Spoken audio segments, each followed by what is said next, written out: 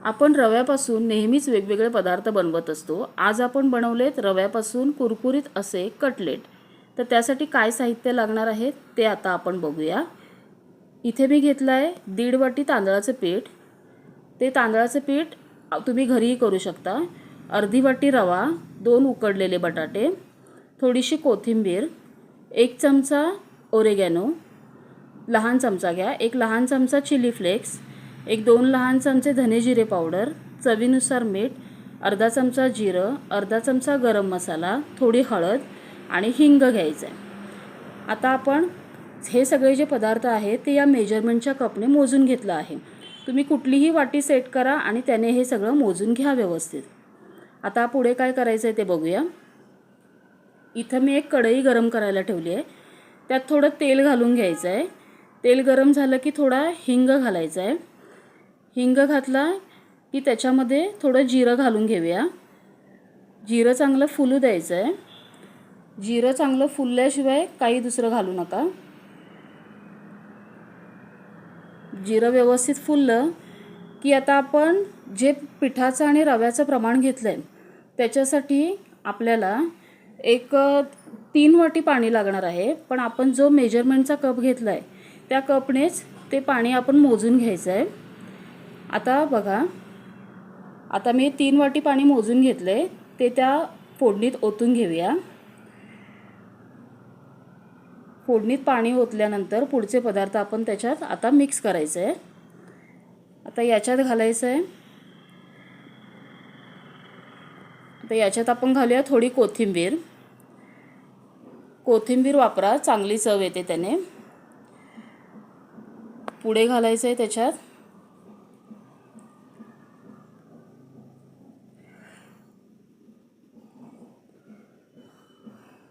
कोथिंबीर घातल्यानंतर त्याच्यात आपण जो बटाटा उकडून घेतला होता तो चांगला मॅश करून घ्यायचा आहे आणि तो बटाटा याच्यामध्ये घालायचा आहे.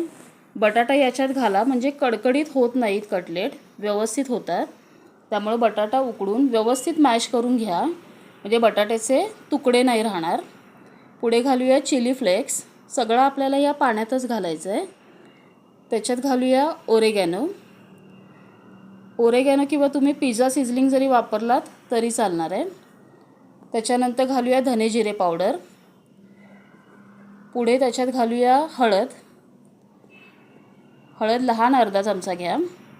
गरम मसाला घालूया.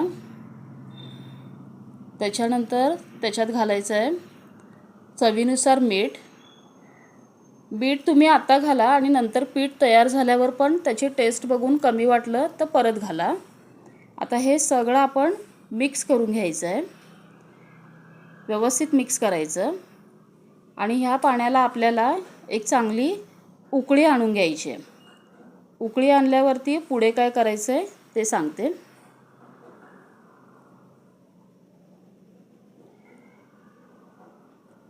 पाण्याला चांगली आता उकळी येईल. एक 2-3 मिनिटातच उकळी येते.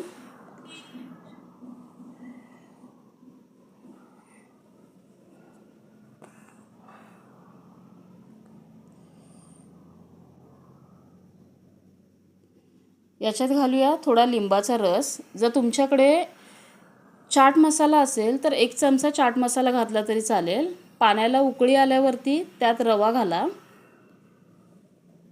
तांदळाचं पीठ घालायचं आहे आणि आता हे सगळं मिक्स करून घ्यायचं आहे. हळू हलवा आणि व्यवस्थित सगळं एकत्र करून मिक्स करून घ्या. आता जरी हे तुम्हाला पातळ वाटत असलं तरी ते पीठ जसं शिजतं तसं रवा आणि तांदळाचं पीठ घट्ट व्हायला लागतं. हळूहळू हे करत सगळं एकत्र व्यवस्थित मिक्स करून घ्यायचं. आता या स्टेजला तुम्ही याच्यात मीठ चेक केलात तरी चालणार आहे. मीठ कमी वाटलं किंवा काही तुम्हाला अजून काही घालायचं असेल, काही कमी असेल तर तुम्ही घालू शकताय. आता हे व्यवस्थित उलटण्याने हलवून सगळं एकजीव करायचं आहे. बघा, ते जसं शिजतंय तसं ते घट्ट होतं आहे. असं त्याच्या गाठी मोडत मोडत त्याला मिक्स करा. त्याचे असे गाठी राहू देऊ नका. पीठ पांढरं कुठे दिसू देऊ नका. व्यवस्थित सगळं एकत्र करून घ्या. गॅस एकदम बारीकच ठेवायचा आहे. आता हे बघा, हे व्यवस्थित एकजीव झालं आहे आणि एकदम घट्ट, आपली कणिक कशी असते तसं ते घट्ट गोळा तयार होतो. आता हा गोळा असं व्यवस्थित हलवून हलवून मिक्स करा, म्हणजे मसाले सगळीकडे व्यवस्थित लागायला पाहिजेत त्याला. आता हे काय करायचं आहे, हे घट्ट झाल्यावरती गॅस बंद करून एक फक्त 5 मिनटं झाकून ठेवायचं आहे. 5 मिनटानंतर ते खूप गार होऊ देऊ नका. 5 मिनटानंतर हाताला तेल लावायचं आहे, त्यातला एक गोळा घ्यायचा आहे आणि तुम्हाला ज्या शेपचे कटलेट आवडतात त्या शेपचे तुम्ही करून घ्या. इथं आता मी थोडे असे ओव्हल आकाराचे करून घेतले. तुम्हाला जो शेप आवडत असेल त्या शेपचे तुम्ही कटलेट करून घ्या. याला कुठलंही वरून कोटिंग करायची गरज लागत नाही. तुम्ही असे जरी तेलात सोडले तरी फुटत नाही तेलात, छान कुरकुरीत होतात. आणि खूप मोठा गोळा घेऊ नका, असं थोडे लहान लहान गोळे घेऊन करा, म्हणजे आतपर्यंत व्यवस्थित शिजतं. आता मी सगळे करून घेते. आता इथे बाजूला कढईत तेल गरम करायला ठेवलेलं. तेल व्यवस्थित गरम झालं आहे. आता तेलात आपण कटलेट तळून घेऊया. बघा, मी त्याला कुठलंही कोटिंग केलेलं नाही आहे, डायरेक्ट टाकते, पण तरी ते तेलात सुटत नाही आहे. छान व्यवस्थित ते तळले जातात. गॅस मीडियम ठेवा, खूप मोठा नका ठेवू. कुठल्या शेपमध्ये पाहिजे त्या शेपमध्ये तुम्ही करू शकताय. अजिबात फुटत नाही, त्याला चिरा जात नाही. आणि स्टार्टिंगलाच त्याला उलटनं लावू नका. थोडं त्याच्यावरती तेल सोडा आणि त्याच्यावर थोडं तेल टाकत त्याला वर येऊ द्या थोडं, आणि मग त्याला नंतर हलवा. खूप छान होतात, एकदम वरून कुरकुरीत होतात, खायला तर खूपच छान लागतात. मुलांना एक चेंज म्हणून आपण करून देऊ शकतो, किंवा अचानक पाहुणे जरी आले तरी आपण हे करू शकतो. सगळं साहित्य आपल्या घरीच असतं.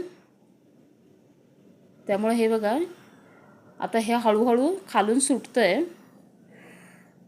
कढई सोडली, आता वर येत आहेत. आता हे बघा, अगदी छान होतात ते. एकमेकाला चिकटत नाही किंवा तुटत नाही, ते सुटत नाही, त्याला चिरा वगैरे काहीही जात नाही. एकदम परफेक्ट तळलं जातं.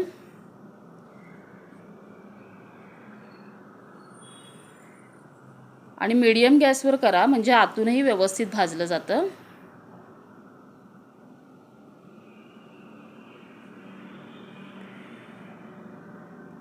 तुमची कढई जर मोठी असेल तर अजून थोडे घातलात तरी चालेल.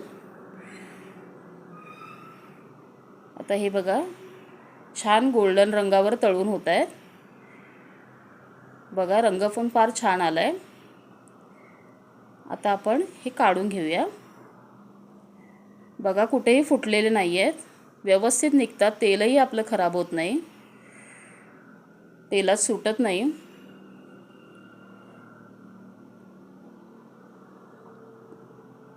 हे बघा, आता मी बाकीचेही सगळे करून घेते. आता मी इथे बाकीचे सगळे करून घेतले आहेत.